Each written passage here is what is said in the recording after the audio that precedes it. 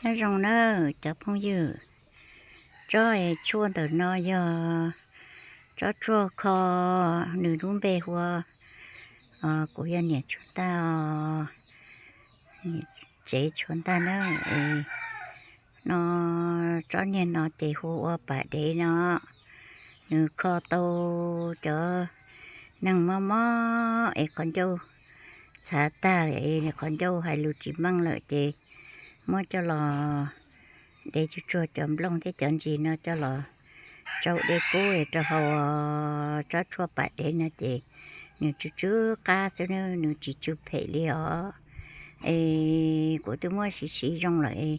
của thế để thêm lông nó cũng cho lên nó cũng mới cho lò cho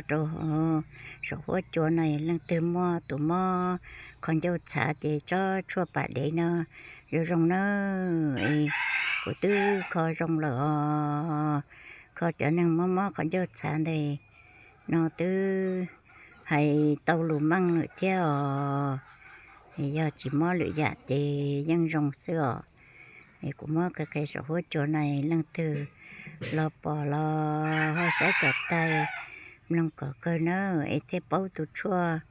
cho chua bả để nó một kho tu tí năng mò còn dâu xả hay chỉ tàu lù nữa lên đó cho phong dưa